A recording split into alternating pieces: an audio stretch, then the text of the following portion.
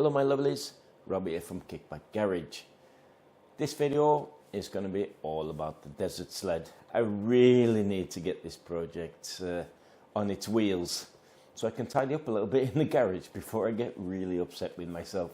Anyway, grab a cup of coffee if this is something you're interested in, and I'll see you after the intro.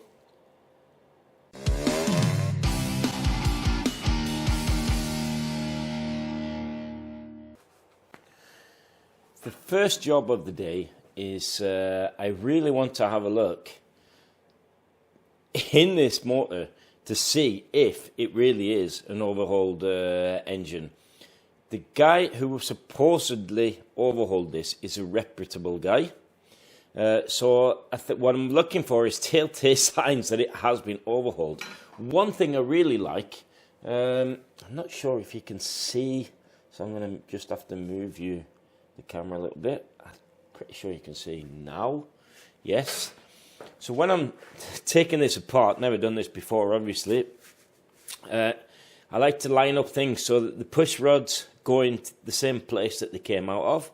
The rocker covers here, and the bolts obviously for the head. And what I did notice, which is really nice, it's a good sign, is the fact that the push rods, they're all very nicely lubed, like even in the cups in the bottom here. So it does look promising. So the thing that I'm most anticipating, what I'm hoping to see now, is some nice shiny pistons, and maybe even some nice shiny new valve seats or something like that. Can I stop that camera from moving? Yes, I can. Right, so I've obviously loosen all the bolts here, so they're loose. I'm going to try and ease up the head. What's going on here? It's I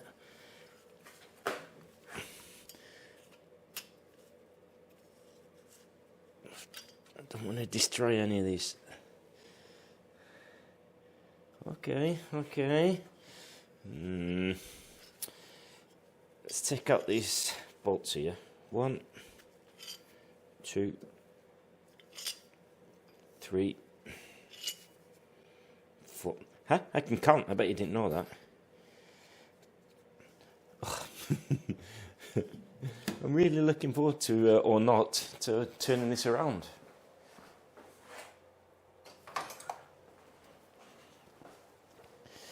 You just have to be a bit systematic. So that is the washer. That is a washer.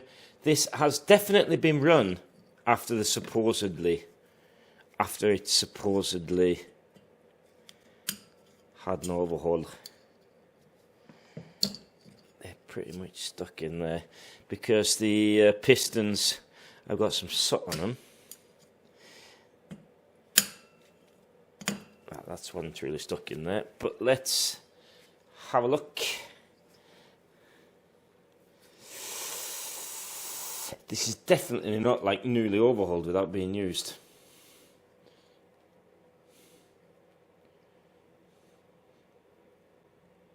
Do I need to take out a valve to check out how the seat looks? There is quite a bit of cork on this, and it's not like sort of a run. It's not like a sort of a start up for a test. Let's have a look at this.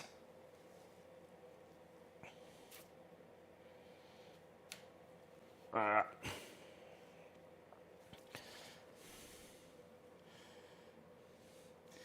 don't know, the barrels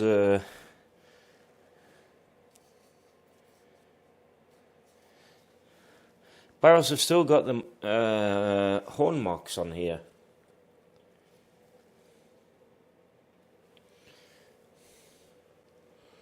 Do I need to take up the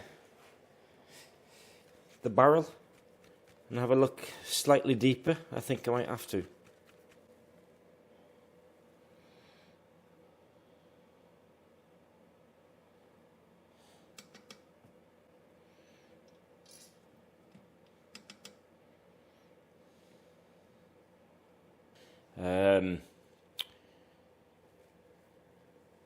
Before I take off, eventually, take off the barrel, I wanted to give these pistons a bit of wipe down. And what I have noticed is the residue that's on the top here. I've got my M3 3M Scotch pad. I thought I was going to have to give that quite a hard, but it's just wiping straight off. I think I can actually just use a cloth. So that is actually a sign, if you ask me. Look at this. They're absolutely pristine. So what I think, not only do I think this motor has had an overhaul, I think it's been fired up and tested after the overhaul, because this is not cork from any running, to be honest. And here we've got the markings on the top. I want to see what it would be really nice if it sort of gave me a tip as to, you know, this is not really burnt on cork. So this is, if you ask me, this looks like it has been overhauled. And the nice thing is that it goes really smoothly down the bore, and I can actually see, if I wipe some of the oil off the side of the wall, I can still see etch marks from where this has been bored, maybe, but at least it's been honed.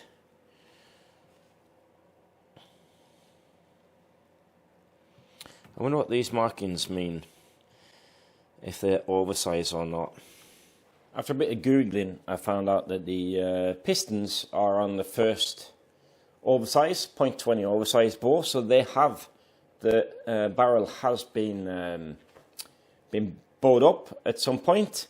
I've just taken out one of these inlet valves just to see how the seats and everything are, and they seem okay. They seal well, and there's no sign of any blowback in there. And on the valves themselves, there is very little wear, tiny little bit at the bottom here. So and the seat looks nice. No burning or anything like that, so no burnt valves. So I think these are really good to go.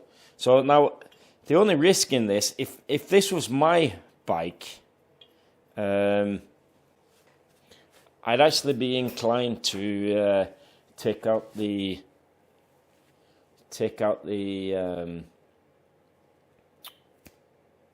crankshaft and check the what's it called, centrifugal, the sludge strap that goes through the crankshaft. But because this isn't mine, I did tell him that I'd have a look and see how it looks. This looks fine. So it does have the signs of it being overhauled, and I think we're just going to take the chance that they've done the sludge strap. Thing is, these things, they don't get as used as we really want them to. But I'm 99% happy that this is an overhauled engine. And another thing as well, you can see these burn marks on the head. You can just simply wipe those off with your finger. So it's, I think it's been at least rebored, and the seats have been recut, and all the oil, everything in there is really, really nice. So we're gonna presume, which we shouldn't really, but we're going to presume that this has been properly overhauled. I've really been employed on this build mostly to get the looks of the bike. So what I'm going to do, I'm going to re-anneal the copper head gasket, fit this all back together again, give it a bit of a blow off, and then I'm going to hopefully today, I'm hoping to do this at least, fit the forks to the frame, because once I've got the frame on some wheels, then we can start doing the fun stuff. What I forgot to mention was, don't fall down, is that there is no untoward. This slide really nicely, these in the valve holders, and there's very little movement there. Enough, there's a little bit, but they don't seem wanted on, to tell you the truth, so that's good.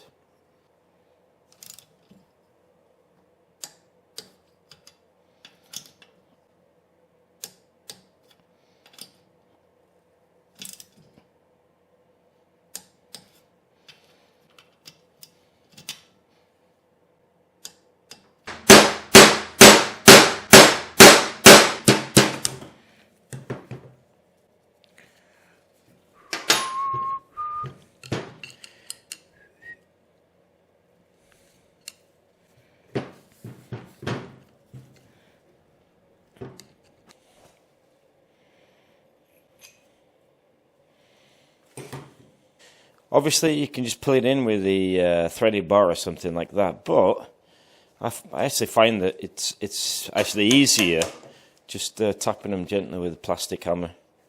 And that's the bearing race fit. Obviously, lube these up really well, the bearings themselves, and they've got an integrated dust cover, which is nice. Smooth. To fit the lower bearing on the crown, the fork crown, I like to use bush. Fits perfectly. Bush from your front fork. So when you change these out, don't don't throw them away. You can just use them as a drift. Then I just hold the race into my body.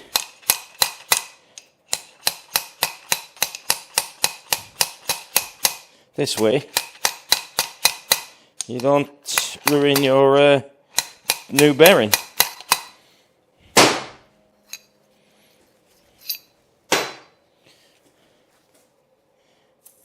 Jobs are good.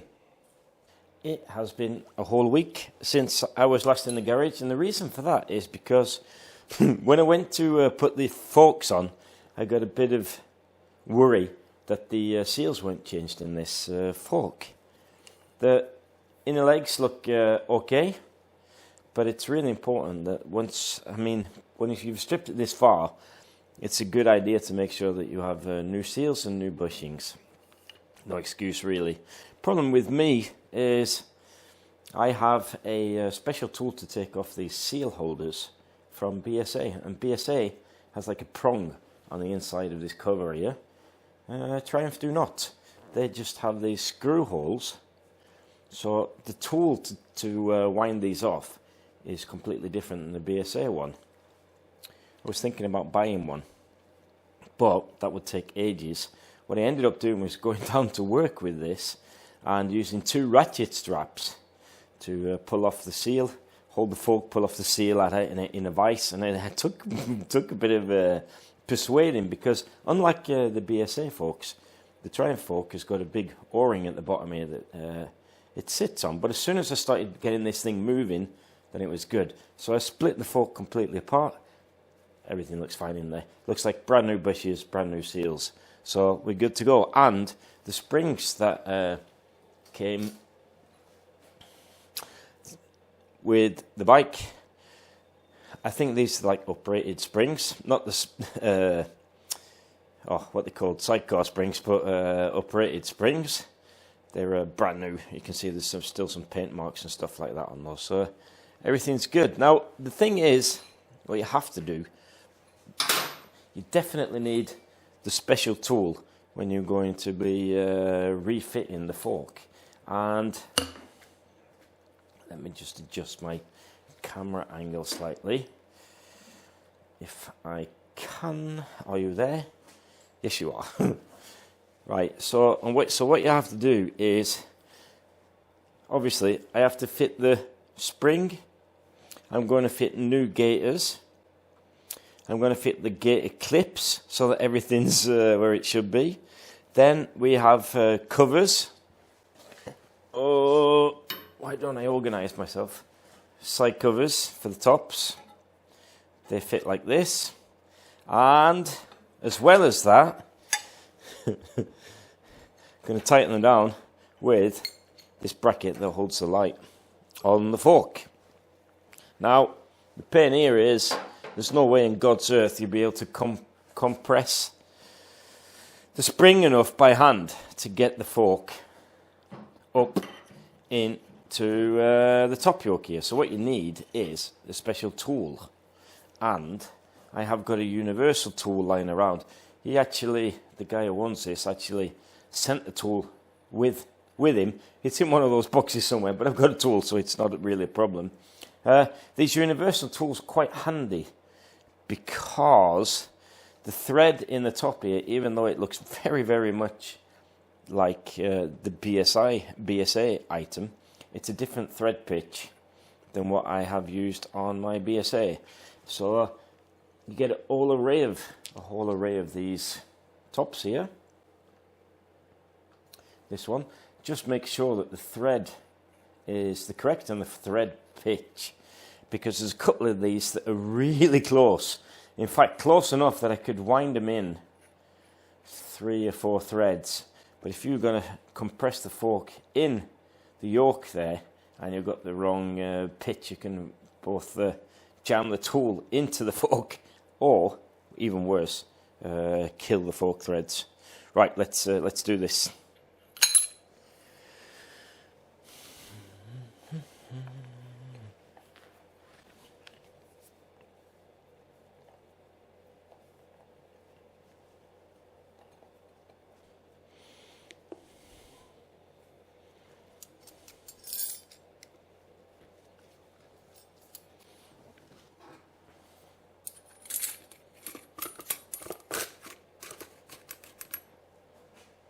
Right, as I said, it's a bit tricky, this bit. So I've got my seal holder, seal, inner leg. I have got my spring, got this spring retainer on the top. Don't forget your little cork bushing on the top there, or they do make quite a bit of noise actually. And the gator. I obviously can't fit the gator because the spring needs to be compressed. So, and I've threaded the tool. So we can get it in there. Threaded the tool into here. It's just a case of tightening this nut here.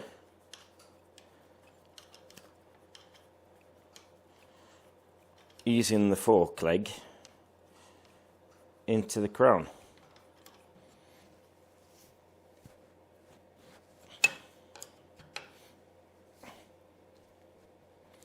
I think she's in.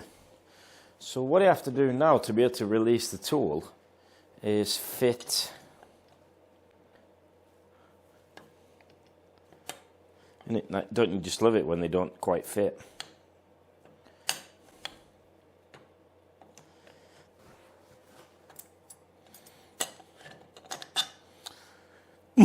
Bolts are too short. I can fill oil in the top and put on the top screw, and when I've got the new screws I can remove these because it's going to be stuck in the top. Right, let's see if I can remove the top.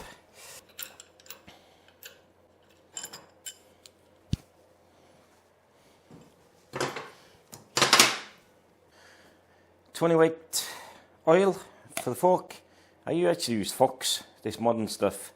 It's really, really good, excellent. I've used it in all the last builds I've done. In this particular fork, we need 190 centiliters.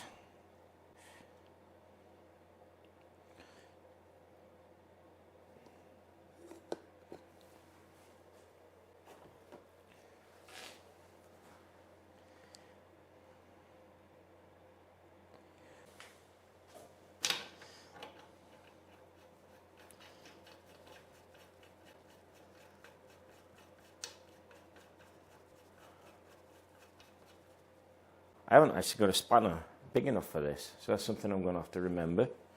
But for now, I'm just going to do it up the naughty way with an adjustable wrench.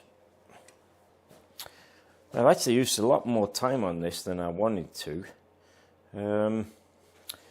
I found out that the bolts are actually just long enough, but it was a case of me having to press in the fork covers where the holes are to be able to enter the nut on the bolt, fit the light fixture.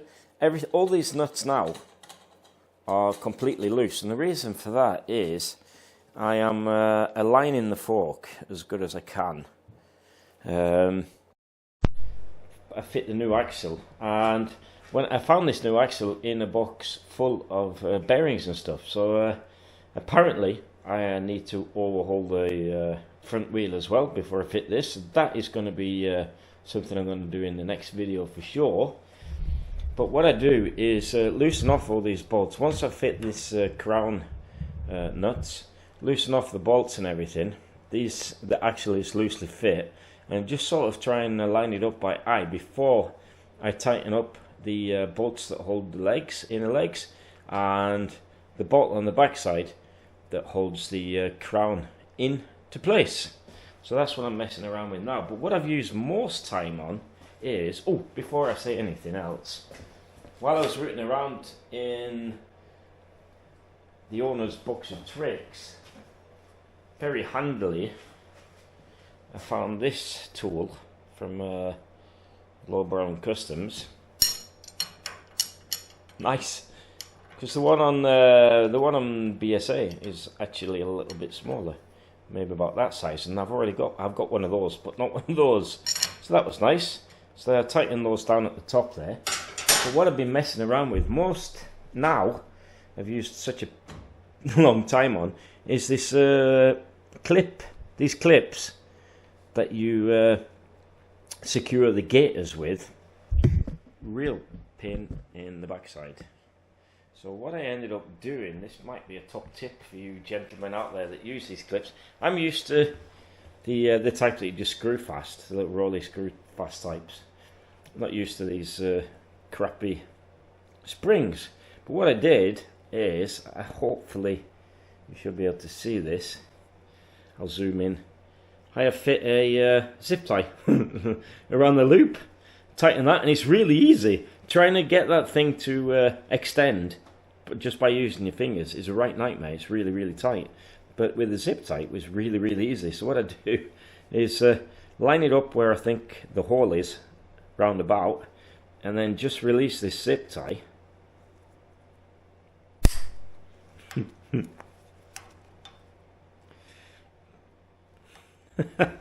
Job done.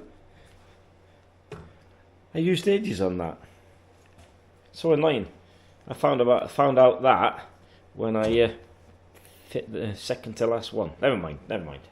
So I didn't manage to get the front wheel out, which is a bit annoying. But yeah, so what I'll do, that gives me another video to do. I will be overhauling that front wheel. I'm just going to tighten down this fork, overhaul the front wheel, fit the front wheel, then maybe do a bit of cosmetics because that's fun, and have a look at the rest of the build. Maybe we'll see how that goes, but definitely the front wheel in the next build. So don't forget, if you like this kind of stuff, you can support the channel mostly by giving it a subscribe and a thumbs up. If you want, you can buy me a coffee and you can buy merch, and I will hopefully see you all in the next one. Ta-ra!